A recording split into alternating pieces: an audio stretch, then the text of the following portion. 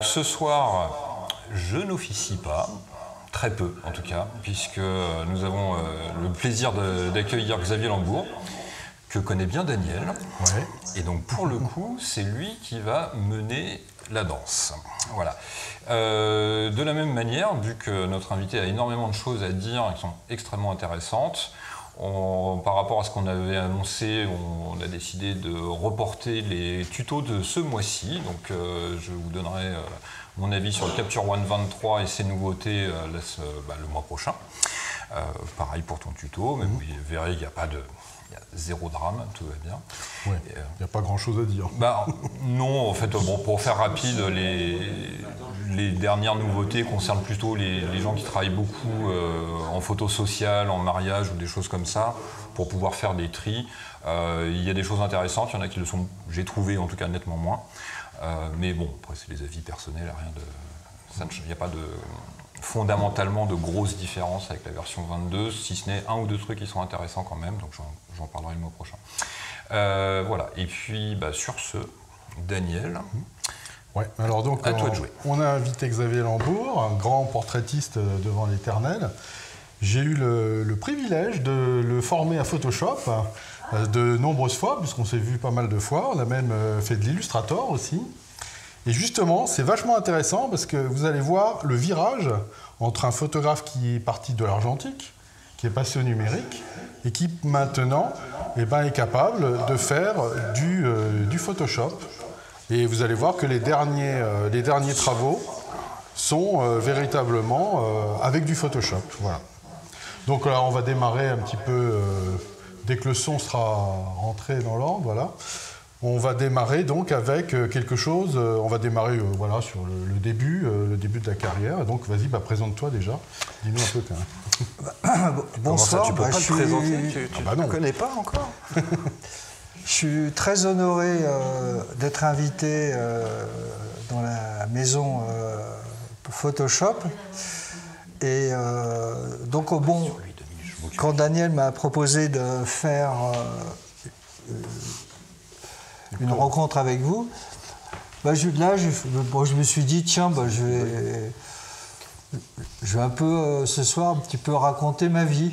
Voilà. Mais un petit bout, parce que il y a beaucoup de parties que j'ai mis de côté parce qu'il fallait faire des choix. Donc en fait, ça, c'était peut-être en 73 ou 74. Alors déjà, on va passer sur la caméra pour voir les photos. Donc c'était mes premières photos avec un appareil à peu près correct. Donc c'était un Canon F1. F1, ouais. Donc pour moi l'appareil le plus beau du monde. C'est ce que j'avais voulu demander dans le magasin quand je voudrais acheter l'appareil le plus beau du monde. Donc on m'a dit que c'était le Canon F1. Ça devait être un canoniste. Parce que oui, ceci dit, il était vachement bien. Hein. Oui, très. Je regrette de ne plus l'avoir d'ailleurs. J'en suis débarrassé assez vite.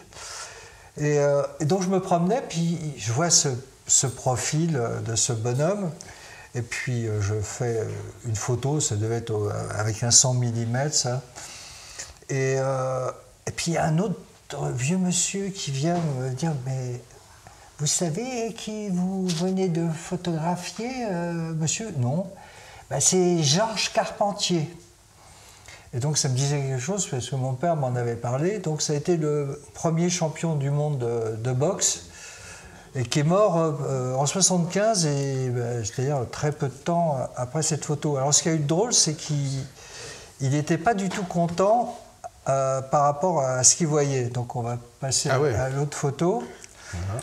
En fait, toutes les statues des Tuileries autour du Louvre étaient engluées avec un plastique noir. Et en fait, ça avait été la première intervention, avant qu'il qu'on le connaisse, de Christo. Ah oui, c'était l'emballeur, là. Qui avait emballé le Pont-Neuf, l'Arc de Triomphe, et puis des trucs dans le monde entier. Et donc là, il était venu emballer les statues. Et donc, il y avait des employés de la mairie ou des jardins qui enlevaient les plastiques. Et là, il y a une autre photo où tu as le flic, le gardien, qui explique à un carpentier avec son petit chien ce qui s'est passé. Et le vieux monsieur qui m'avait parlé, c'est celui qui est derrière. Ouais, avec la canne. Oui, c'était éloigné. Voilà, donc il y avait encore les flics avec les képis, on n'a plus vu ça depuis... Ah ben ça, c'était incroyable. Un autre siècle. Oui, c'est ça, oui, vraiment. Et là, donc, c'était de la Trix ou quelque chose comme ça. Trix. C'était c'est ça, de l'argentique. Oui, que je développais moi-même. Voilà, c'est ça, avec les cuves Patterson et tout. Exactement. Bon vieux des 76, 1+1. Ouais. Voilà, donc c'est marrant parce que ça devient vraiment de la photo de vieux. Là, voilà. Alors donc, ça, c'était tes débuts, en fait, de la photo. Moi, j'étais encore ma dernière année au lycée. Ouais. Et alors après, ça s'est nettement amélioré, puisque là, on va passer sur toute une série de photos sur la musique. Là, c'est encore plus tôt, c'est en 71. Ça. D'accord, donc ça... Et c'était mon papa qui m'avait emmené au Palais des Sports voir Duke Ellington. Ouais, pas mal. Et, il y a pire comme référence. Ouais. Et il y avait quasiment aucun photographe. Il y en avait peut-être... Ce qui serait plus le cas de nos jours. Ouais. Et j'ai pu m'approcher, parce que j'étais pas du tout professionnel, j'ai pu faire quelques photos en noir et blanc, et j'avais un film couleur que j'ai mis. En fait, je préfère nettement ma photo couleur que celle en noir et blanc qui est l'équivalent. Ouais. Et en fait, c'est peut-être ma première photo couleur intéressante. Et là, tu n'étais pas professionnel, là. J'étais ? Tu n'étais pas professionnel, là. C'était juste pour le plaisir. J'étais encore au lycée. Non, mais c'est super important, parce que ça veut dire qu'on peut démarrer la photo professionnelle en n'étant pas professionnel. Bah, moi, tu faisais déjà des photos professionnelles alors que tu ne l'étais pas. Ouais. Bah, et tu avais déjà dans l'idée de devenir professionnel ou ça avait je commençais à me dire que je voulais faire du cinéma. Je voulais plus faire du cinéma que de la photo, mais la photo m'attirait. En fait, j'ai toujours voulu être cinéaste, mais j'ai toujours été photographe. D'accord, ouais, c'est ça. Ouais. Donc, j'ai fait quelques courts-métrages, mais très peu. Ce sera dans une autre vie. Voilà, exactement. Bon, non, ta deuxième jeunesse. Exactement. Donc voilà. Alors ça, c'est un journal que j'aime beaucoup, avec qui j'ai travaillé depuis très longtemps, c'est l'Amateur de cigares. Et je faisais, donc ça c'est il y a très longtemps, je faisais leur couverture. Ouais. Et puis, parce qu'en général, ils avaient toujours, j'ai photographié Noiret, Dick Rivers, René Bury, plein de gens intéressants dans ce journal qui est très beau, où j'ai arrêté de travailler pendant très longtemps, et depuis 2 ans, je retravaille pour eux. Pour le même journal. Oui, le même journal. C'est incroyable, donc tous les journaux font faillite, mais l'Amateur de cigares, lui, marche super bien. Ouais. Trop fort. Donc c'était le journaliste écrivain Jean-Paul Kaufmann qui a créé ce journal, et qui avait créé avant l'Amateur de vin de Bordeaux, qu'il a revendu. Et là, bon, il s'en occupe plus, mais c'était lui qui l'a créé. Et à cette époque, on avait le droit de faire des couvertures avec les gens qui fumaient, mais maintenant c'est interdit. Et donc, aujourd'hui, tu peux avoir l'objet cigare, mais pas la fumée, c'est ça? Il y a une tête, mais la fumée, il faut ouvrir. Donc, d'accord. On n'a pas le droit de voir la fumée. Que tu peux filmer un cigare allumé qu'à l'intérieur du journal. Ouais, et encore, ils se sont battus parce qu'ils ont failli parce qu'il y a la loi E20 une interdiction totale de montrer des gens en train de fumer. Donc, ça reste à l'intérieur. Et maintenant, c'est de plus en plus dur aussi de trouver les lieux où on peut fumer le cigare. Il n'y a quasiment plus aucun hôtel à Paris où ils ont des fumoirs. On peut accepter, ouais. Il y en a 2, 3 comme ça, et donc le Crillon. Et puis il y a le grand qu'ils ont refait là, à côté du Bon Marché là. C'est pas le Lutetia? Oui, le Lutetia. Oui, c'est ça. Ouais, ouais. Ils ont un petit salon, une petite truc, mais qui est très, très fermé. C'est pas c'est vraiment pour les pestiférés quand même. Hein. Voilà, bon. Et alors donc ça veut dire que tu l'as fait il y a combien? Il y a 40 ans, 50 ans? Non, ça c'est dans les débuts des années, fin des années 80, début 90. Ouais, donc ça veut dire que ça fait 30 ans, plus de 30 ans même. Incroyable. Donc c'est un journal qui fait travailler depuis 40 ans pratiquement, quoi. Oui, ça. Bah, c'est rare, non, mais c'est quand même assez rare. En plus, il est très beau, le papier maillet, la mise en page. Je vois très bien. La mise en page est super belle, donc ça, je suis très content. Simplement parce que c'est des amateurs et donc ceux-là, ils n'ont jamais décroché, quoi. Ouais. Ils ont toujours acheté le canard. Puis ils sont soutenus aussi par. Oui, bien sûr, par l'industrie. Par l'industrie, par des banquiers. C'est du luxe, quoi. Ouais, bien des sûr. banquiers qui tournent autour des vins. Je trouve ça quand même extraordinaire que tu fasses l'amateur du cigare et Harakiri quand même. C'est quand même quelque part assez... Ah bah tiens. On en reparlera peut-être, mais On a plus oublié tard. un dossier dedans, il y avait les années Harakiri. Ah non, il n'y avait pas de dossier Harakiri. Ah bon? Il faudra que tu en parles, mais c'est pas grave. Tu vas être obligé de revenir. Ouais. Alors ça, c'était à la Fondation Cartier. Ça a été une journée assez incroyable. En fait, c'était le jour de mon anniversaire et Velvet Underground qui a fait un concert pour une 50aine de personnes et moi je me disais qu'ils ont fait un concert pour moi.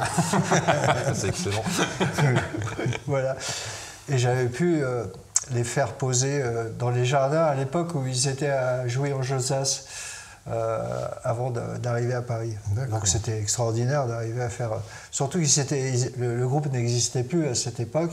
Ah oui, ils se sont remis... Ils s'étaient reconstitués pour un concert unique. D'accord. Et il n'y en a plus jamais eu d'autre. D'accord. Ah, Donc, celui-là, je le connais. Donc là, ce jour-là, Oui. je lui ai demandé quand même. Et ça, Wow. alors ça, c'est une photo qu'en fait j'aime beaucoup. Ouais. Et j'étais très très très loin avec... ça a été fait avec un Leica, ça.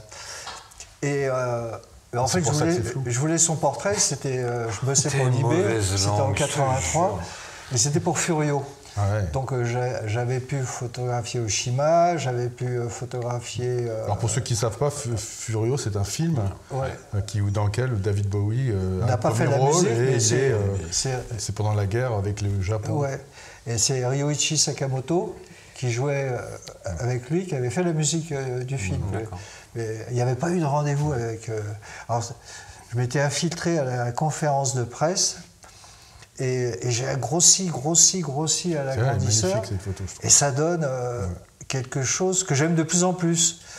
Au début, j'avais un peu honte de vouloir à tout prix créer un portrait qui n'existait pas. Mais qui, en plus, il y a bien ses yeux, on voit même la différence de son œil qui était... Et tu sais que dans les formations photo, on t'explique qu'il ne faut pas faire ça parce que ça fait flou de bouger. Donc il faut être au-dessus de 62 secondes, sinon c'est pas bien. Non, c'est pas vrai, Voilà. c'est pas vrai. Si. Non, moi je dis faites des photos floues. Il y là, a plein de photographes qui ont fait des mais magnifiques les deux, il y a un peu un flou de On se bouger détend. et un flou d'agrossissement. Oui, c'est ça, il y a les deux là. Il y a c'est la trop totale. fort. Non, il y en a qui diraient qu'il y a du grain. Alors Oui, ça, il y a du grain en plus. Ouais. C'est dégueulasse. alors ça, c'est un négatif que j'ai retrouvé il y a 3 mois. Il y avait une pochette qui traînait depuis des années avec écrit Étienne dessus, qui n'avait jamais été contacté. Et en fait, c'est la première séance de pose d'Étienne Dao, à l'époque où il était pas du tout connu, mais il était copain avec Mark Itzad, où j'avais fait la pochette de Rutsiam, qui était le deuxième disque des Mark Itzad, qui se sont reconstitués récemment. Ils étaient revenus avec Philippe Pascal, qui est mort.